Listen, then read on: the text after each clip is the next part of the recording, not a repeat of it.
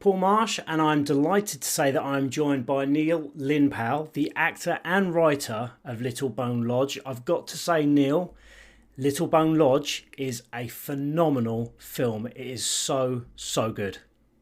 Oh, that's really, really kind of you, Paul. Thanks, thanks first of all for having me on your show and for the support of the film, for watching it, and for your kind words. I really appreciate it.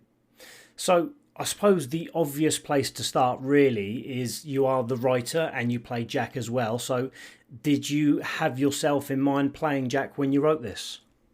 Um, yeah, yeah. I mean, it was sort of a pretty much like the flag in the ground for me. I'd kind of felt like from an acting perspective, I hadn't really sort of had the opportunity very often to sort of play the parts that had really interested me or that I felt were maybe the kind of things I was best suited to do. And I sort of spent a bit of time perhaps on projects that didn't always feel that they were that they were quite right, and maybe not having such a great time.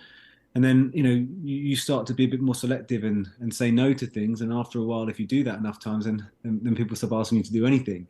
So I'd kind of found myself in this position where, like, the acting work had sort of started to plateau slightly, and I had found myself writing a lot more, and I was working kind of primarily in sort of the commercial industry, kind of writing. And it was my wife was pregnant with our first kid, and this sort of alarm bell went off in my head, that I was never going to go back to it, that I hadn't really sort of seen it all the way through, and given myself, like, the best opportunity, sort of put my best foot forward, so to speak. So I kind of knew that I had to double down and do something about that. So initially, I made a short film. It was a 3 minute short film that was with just me in it, and it's sort of set in a prison. So me and my friend, who was a camera op who'd worked on a lot of sort of big film and TV shows, but was looking to start shooting his own films as a DOP. We broke into this. I say, well, we found we found ourselves in this old police station in an undisclosed part of London. And we were really, we managed to shoot this little short film, this sort of 3 minute short film in a couple of hours, and sort of cut it together and put it into some film festivals. And just lucky, people seem to respond to it, and it got won some little trinkets, and people kind of seem to enjoy the film, and it gave me the encouragement, to make another short, which I did again, very sort of similar thing. One man, what kind of one character, one actor in sort of one location, again, kind of heightened genre type thing, and that sort of seemed to do quite well. Um, and it was we went into COVID, and went into lockdown in 2020, and a director that I knew, Matthias Hoene, who directed Little Bone Lodge, he reached out to me and sort of said, look, I've seen these couple of short films. They're both, interesting, and, shot in one place with minimal sort of crew and cast. And I wondered, do you have any ideas on how you might make a feature that kind of exists in a not too dissimilar world? Because his reasoning being that when we come out of COVID, people would want to make films that were contained, that could be shot in a quick turnaround, on a sort of a COVID friendly kind of production, if you like. And he had a great in with a really sort of smart production company called T Shop, who had worked with him on a previous film of his. Um, so he sort of said to me, look, put some ideas together, and we'll approach them. So I did. I kind of pitched them this idea, which become Little Bone Lodge, which is sort of set on a farm with a handful of people.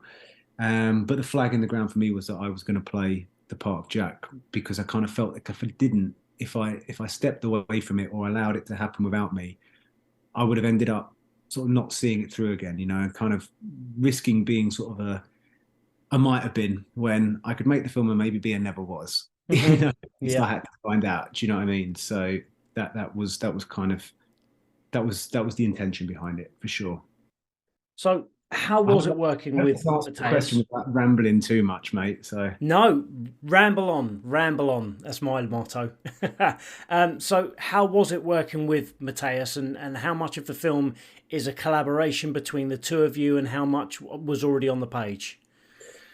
um, well, I think like with any film, I mean, it has to be primarily about collaboration. That's where the best work. That's where the best work thrives. As I say, like the idea I pitched him was what we then I then sort of put together a treatment and we discussed it, and he was on board right from the very beginning. So from very early on, it felt like a project that we were both supporting and both kind of pushing to be in to be the best thing that it could be.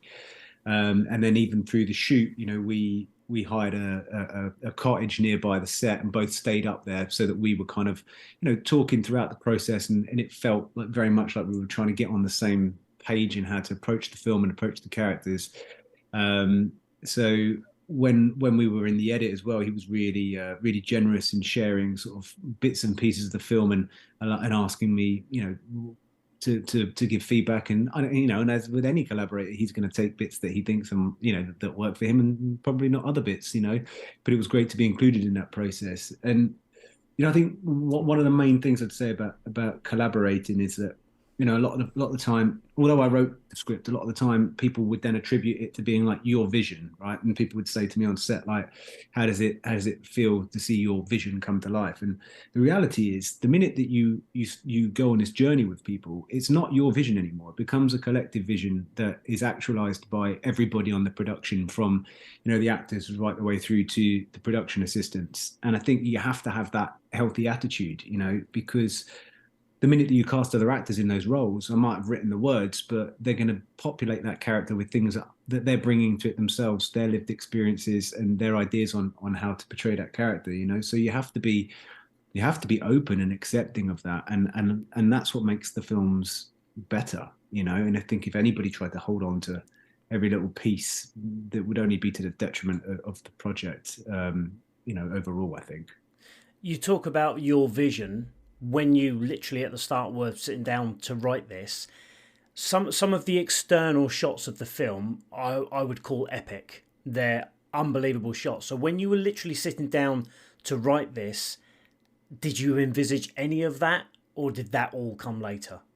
No, no, no, for sure. I mean, I think the very first line of the treatment, which then became the very first line of the script, was a vicious storm whips across the Scottish Islands, and I think that it was so important to set up this sort of desolation and the storm, because they're such key and integral parts of the story, of the narrative, because ultimately you have to isolate these characters and you have to trap them in this house, and the storm does that, and the location does that too.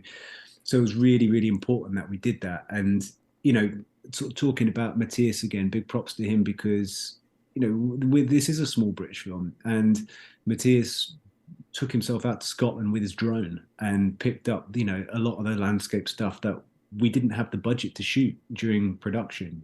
So those things were always earmarked to be there, but how you go about getting them isn't always as straightforward as it might seem. But but yeah, the locations were always there, I think. Well, I mean, the tone is set really early doors, isn't it? Alongside the huge storm, which obviously is sweeping across. You can tell that everybody is hiding something, and I love the contrast between outside with the beautiful scenery and the wide open space, and you see how isolated they are.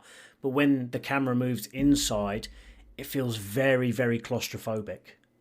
Yeah, yeah, and I think that has to happen. You have to set that up, or the film ultimately doesn't work. You have to have this sense of the house being a character in the film. And a point I started to make earlier, I didn't finish. So the short film, the very first short film I made with my friend, the DOP, he was also the DOP on Little Bone Lodge, and the other short films that I've made. And the fact that we've been able to go sort of on this journey together, from sitting in a pub one afternoon thinking that neither of our careers were quite where we wanted them to be, and that we needed to do something about it, to then, in a few years, having gotten to shoot a feature film that that we're both kind of doing the roles that we wanted to do in them.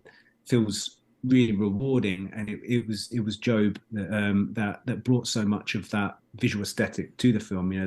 That created that look. The contrast between the nature and the claustrophobia inside the house. So again, that speaks to the collaborative nature of filmmaking and whatnot. But all of those things that you're talking about, come from the minds of lots of different people, and it's really rewarding when someone says that they think it's good. So thanks. Well, I mean, you talk about the house being an extra character in the film. I think some of the best films that we've seen over the years have that. I mean, obviously, the hotel in The Shining springs to mind, but even something like The Plane in Con Air, which is literally the juxtaposition of that, because when they are confined in the plane, it feels incredibly claustrophobic, and they can't get away from the current situation. Speaking of Nicolas Cage, I think the relationship between Jack and Matty reminded me just a little bit of Castor and Pollux Troy from Face Off. Now, maybe Jack isn't quite as smooth as Castor, but you can tell frequently that he moves between love for his brother and frustration of his brother as well. Yeah, I mean, I think it's a really interesting reference, the Castor and Pollux Troy. I when I was writing the film, that relationship wasn't one that was forefront of my mind, but it definitely does feel like it's fitting. It's a fitting reference.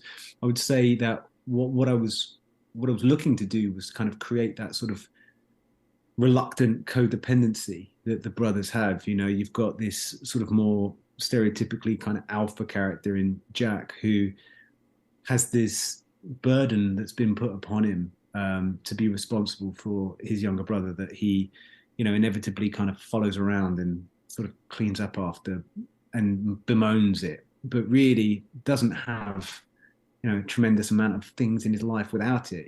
So there is this sort of sense that, he needs Matty as much as Matty needs him. And they're both kind of lost without each other. I'd say that references that may have popped in, that felt a little apt at the time. I don't know if sort of the first 25 minutes or so of From Dusk Till Dawn, that kind of relationship Oh, between yeah. those, or something maybe like Dead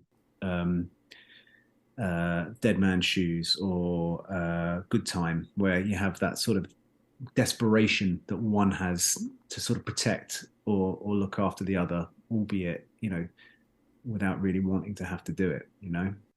Um, I think, sorry, I was just going to say, I think the rest of the cast as well. I mean, speaking of obviously Jack and Matty, Harry Cadbury is just phenomenal. Just I I think everybody is so great in this film. It's one of them films that you say they're going to go on to do great things. They're going to go on to do great things. They're going to go on to do great things. In fact, the only person that you probably couldn't say that about is Joely Richardson, because she's already been and done the great things. yeah. No, we were so lucky. It was to have Jolie on board. From the get go, just sort of was so so important in kind of setting the tone for what type of film we were looking to make. And I don't think Jodie will mind me saying that she was reluctant initially, because it's a gamble for her. She's, as you say, she's a legend, and she's done some incredible work. And to come and work on a small British film that, you know, some of the stuff that happens in the film and some of the path that it takes is kind of dark, and it's a risk. So for Jodie to be up for it, which she was 100% on set. I know people sort of say these things out of a hat, but she's an absolute trooper. When you see her in that film, that's her in the film. When she's taking those hits, when she's doing all of the physical stuff, that's Jolie, and she was 100% kind of committed to the role and to the part. And I don't think that we could have done it without her. And then you talk about the others, and Harry, who's got some massive things coming out this year, is going to be on everybody's radar, and Sadie, who is just exceptional in the film. It's arguably the hardest part to play, and I think she's brilliant in it. And Yeah.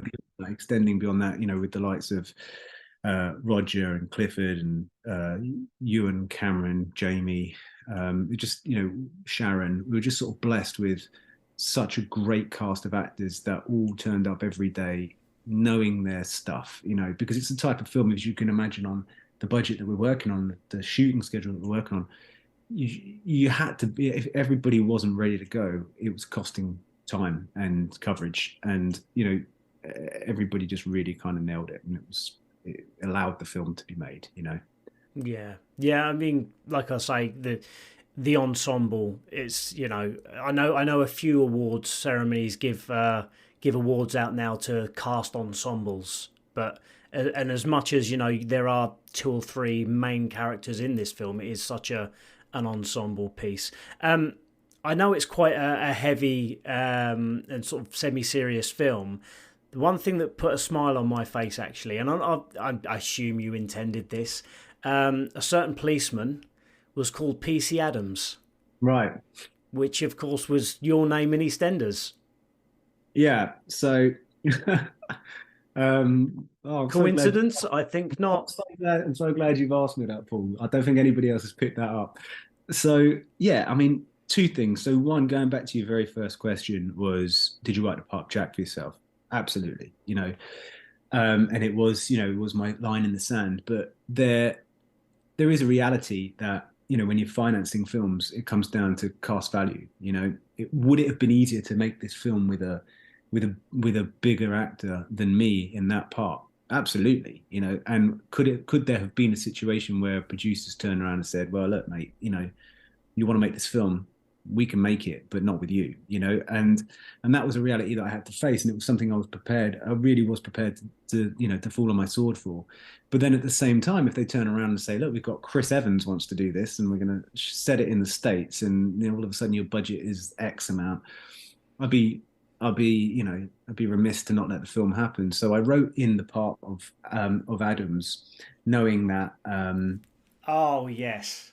nice juicy little part that if Oh yes. I could always Brilliant. play it. And from just a banter perspective, I've always got this, watch this space. But if I get the chance to make another film that's in my head, I'd love the idea of playing, of setting a character with a really big part with a kind of the name that you might expect to give an extra, like Man in Hat Crossing Bridge. But I just thought it was kind of a little in joke for me to know that uh, this smaller character that I played elsewhere was living on in something else. Yes. Do you know what? So obviously you've got the Cornetto trilogy. I think that should be your thing. Is no matter what film you make, there's a PC Adams in it. That would be just brilliant. Yeah, yeah. I love that. Kind of going back to the serious side now. Was it really important for you to give Jack a human side, so to give a good side to the bad guy?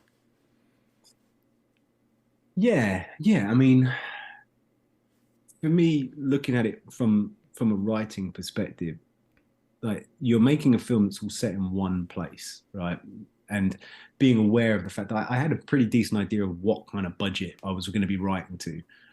So it's having big set pieces or trying to be sort of really kind of complex in the in what happens narratively is not great. So you've got to be smart about keeping the film entertaining and complex, and that comes through characterization. I mean, the most interesting people that we know, they're three-dimensional. They're all people three-dimensional. And it's about trying to make sure all the characters felt rounded and real. And the goal and the aim was really to have the audience at any point in the film rooting for somebody else. So it shouldn't be so black and white that this is your protagonist, this is your antagonist. Ideally, there should be periods of the film where you're not really sure who you should be rooting for, or who you are rooting for is perhaps not who you were rooting for 10 minutes before. And I feel like if that doesn't happen, if there isn't some sort of sense of sympathy or an ability to like the character of Jack by the end of the film, then it doesn't really work. Does that make sense? Yeah, absolutely. I think you're spot on with when you say about the three-dimensional people. There's one of my favourite lines in a Mr. Hudson song is sometimes good men can do bad things just as bad men can do good. Tell me which way you like it. I mean, that's exactly it. It's like, in reality, not many people think they're the bad guy, right? Everybody can rationalize their decisions, or they're a product of their environment, or however you want to kind of analyze it. And I think that to play a character is as sort of one note kind of detracts from what makes it really interesting. And I wanted there to be like a duality in all of the characters, where there were times where you just weren't really quite sure what to make of them, or they'd surprise you. And I think that's what I tried to do with the film in general, is kind of keep the narrative, as I say, because you are set in this one place, the intrigue and the interest comes from the character's behavior, right? So it's how do we kind of turn this film or twist this film as many different times as possible, to keep the audience on their toes. So every time they think they've got it figured out as to who these people are or what they're doing, you kind of turn it again. The best films that I grew up with, watching stuff like, in the late 90s, things like The Game, or The Usual Suspects, Yeah, yeah. or Primal Fear, Oh, even the M. Night Shyamalan films, where there's that, I didn't want the entire film to be sort of dependent on a rug pull, but this sense that, you know, you're not spoon feeding an audience something, and you're showing a lot of misdirection, and then kind of trying to keep them surprised, and yeah. And I think there's there are a couple of little like tricks up its sleeve, I think. I think there's more than a couple. Speaking of which, we will give a little bit of a warning now for anybody that hasn't seen the film. We are about to do a few spoilers, so if you haven't seen the film, press pause right now, go and watch the film, which I highly recommend, and come back and listen to the spoilers now. So the film is incredibly tense. You're on the edge of your seat the whole time. You mentioned Dust Till Dawn, Dead Man's Shoes. Also, I thought maybe Misery. But the one film, possibly that because of the setting, that I, up until, because all the time the film's going on, you don't know what the twist is. You don't know where this is going. So the one film that really struck a chord with me was Dog Soldiers. Do you know what? You're not the first person to say that, and that again, like, it wasn't something that was in Dog Soldiers. I'm a big fan of certainly of the early Neil Marshall Mm. stuff, like Dog Soldiers, and I think that Descent is arguably one Oh, of the best. I can't watch it. I can't watch it. It freaks me out. It's incredible. It's an incredible piece of filmmaking. Um, but ironically, I didn't have Dog Soldiers in my head, although it would have been something that would have been a really good reference point, given the nature of it being a sort of a contained thriller that was sort of a bit of a genre splice between a couple of things, and sort of relatively kind of like a lean budget for what it was attempting to do. And a couple of mates have seen the film, and they've all sort of said, "Yeah, it gives me good Dog Soldier vibes." So I was like, "Okay, I will take that all day long, very happily." Yeah, yeah, Um, absolutely.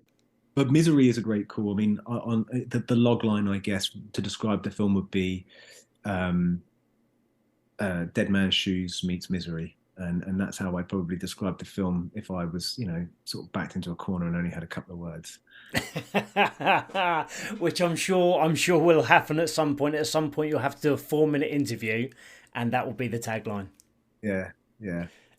So all the way through the film, you know, like I say, you know something's not right. Mm. You're waiting for, like I say, is it werewolves? Is it some sort of weird other thing?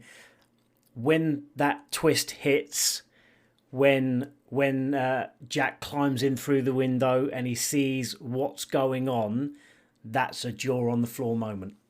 Okay.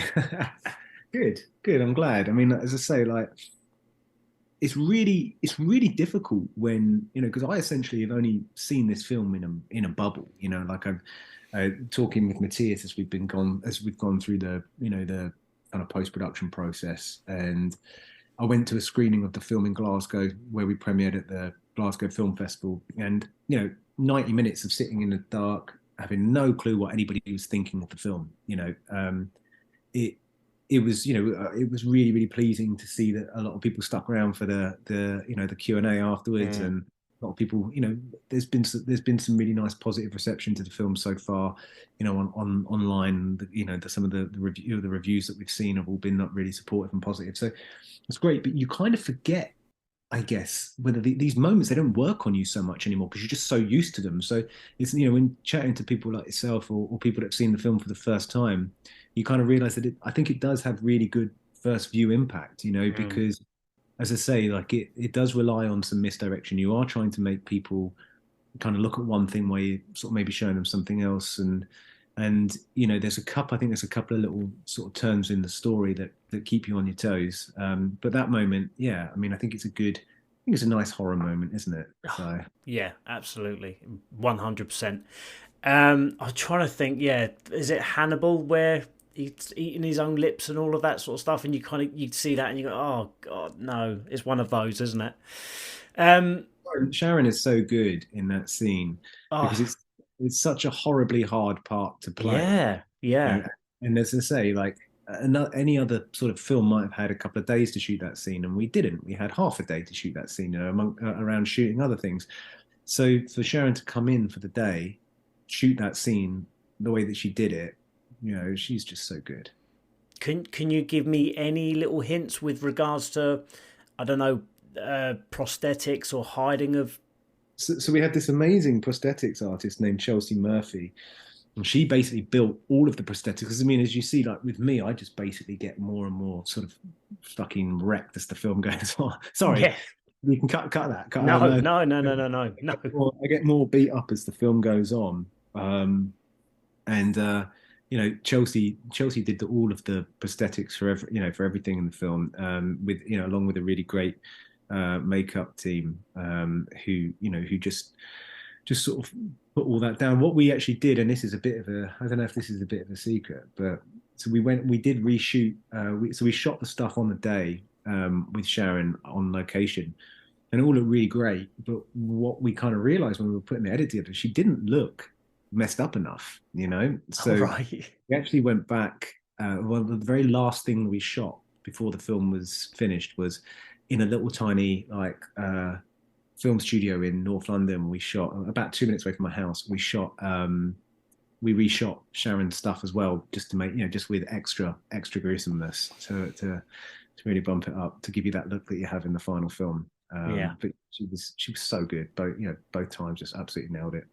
Yeah, like I say, it's a definite jaw on the floor moment. It's like a, oh my god, I can't believe it. Oh no, oh no, it's one of those. It really, really is. Well, hopefully, and this is the thing, like hopefully the bread, like for me, the way that twists should always work is that the audience should get it about 10 seconds before it happens, or like Yes, yes, 60 seconds before it happens. Because if an audience sort of like pegs everything, I mean, a savvy audience these days will pick up stuff early, and sometimes a trailer will give away too much. But hopefully, hopefully people, they'll be suspicious. They'll see some stuff coming like you have, but they won't see everything coming. And I think that what you need to do as a writer, as a filmmaker, is to lay the breadcrumbs so that the reveal is rewarding. It's not that moment where someone's just gone, wait, what's yeah. going on? Well, I think the breadcrumbs throughout the film are par. Yeah, well, yeah, absolutely. And then there's a few other little bits in there. There's a few kind of little moments which hopefully, if anybody is sort of happy enough to watch the film a second time with the knowledge of where it's going, Yes, yeah, you'll see there are a few things that flag. Little conversations in the car with Mama and Jack, and other little bits and pieces. There's that whole sort of bit where she says they said it was a no fault accident, and he's like, well, you know somebody's always at fault. yeah, and then she gives a little look, and Yeah, it's like those yeah, little moments. So brilliant. yeah. Um, at the ending of the movie, was it important to you that Jack didn't get away with everything, even though halfway through he shows he's got a good side, but he is your original antagonist? So was it important to you that he didn't get away, and live the happy life? I think you've kind of where you've highlighted that halfway through the film, the idea is that the protagonist and the antagonist essentially switch, right? So you Hmm. start off Yeah, and Jack is the aggressor, and then Mama we sort of see as this perhaps more vulnerable, or I don't think she's ever vulnerable, but somebody who is we're siding with, that's sort of looking after her family, and then ultimately you flip those two characters. So for me, I think everybody in the film, barring Jack, kind of gets the ending that they want. Like the only real innocent throughout the entire film, or innocents, are Par and Maisie. And they get that moment, they get that escape, so they're going to be yes, fine. And Matty, all he's really ever wanted was, Maybe a lot of therapy sessions, but they'll be okay eventually. yeah, exactly. But Matty's only ever really wanted a mama, and he's Yeah. got one. And she's wanted an Ollie, and she's got one. So, Jack is ultimately at that point, I guess, the kind of the traditional kind of protagonist, and it's that ending that he can't, he has his ending comes 10 minutes before the film finishes, and he gets out, he's got the bag of money, he's got the keys, you know, he's with, Maisie and Pa are free. I guess in some respects, he's kind of paid that debt to the other mother, and he can go. And he's had that conversation with Matty already, where it's like, after today, this is it, we're done. But he's never going to be able to leave Matty. No. And if Matty's never going to be able to leave Mama, then Jack's never going to be able to leave Matty. So I guess in some respects, there's sort of a poeticness to the fact that he will be within that family somehow, albeit in a not particularly comfortable way. Right, I've got one final question, and I'm going to get you out of here. I'm going to throw a bag of cash at you right now. I want to make the sequel. Tell me what's going to happen. Okay. Okay. So what happens in the sequel? Do you know what I think would be really interesting to explore would be, again, how do you flip Mama back again? So you ultimately have to find someone that's worse than her, right? So I guess my pitch to you would be that Maisie and Pa are sort of living back in the real world, struggling to adjust, like like you mentioned. Maisie's maybe kind of at university or something, and just life is hard. And then we kind of reveal that, because in Little Bone Lodge we touch on the fact that Mama has this very troubled past, this childhood, perhaps that is hinted at, that was maybe full of abuse. And there's a brother. There's a brother that has been trying to track Mama down for years, and she's been off the grid. And obviously the news, everything, Mum's been all over the news, and Maisie and Pa's story have been all over the news about this, the return of this missing family. So he tracks down Pa and Maisie and takes them to draw Mama out of hiding, and then she and Matty have to go and rescue Maisie and Pa. And we sort of figure out how the origins of her story and how messed up her family was, and what kind of lunatic this brother is, maybe. So Sign the piece of paper now. Sign the piece of paper. Make it happen. give me that bag of cash, Paul. Well, I'll try. So you've got X, Pearl, and Maxine, and I think this could be the next one. Yeah. No, it's it. I'm really appreciative of all of the positivity and support. Certainly from yourself and from people that have seen the film and championed it so far. It sounds like such a cliche thing to say, but a film like that can only happen when everybody who's involved in the film gives their heart to it and and works above and beyond what they're paid to do.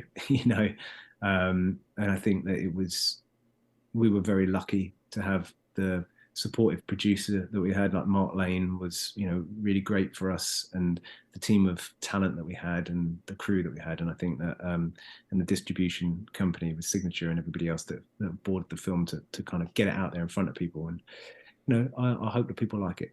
And I love it. I think it's amazing. It gets a 5 out of 5 from me. I think it's phenomenal. I will be telling everybody to go and watch this film because I rate it that highly. I think we're going to see one of these films where maybe in 10 years' time, everybody says, "Have you seen where this started?" yeah. Oh, I'd love that. That would be amazing. Yeah, and I'm glad that you're getting to talk to the people of Portsmouth about it as well. Being from the South Coast myself, and Yes, yeah, exactly. Yeah, just along the sunny south coast from Bournemouth. that's right. Yeah. Neil, thank you so much for talking to me. I really appreciate it. I wish you all the success with the film, and fingers crossed we'll talk again for Little Bone Lodge 2. Oh, yeah. Thanks, Paul. Appreciate it, mate. All the best, mate. Cheers. Thanks.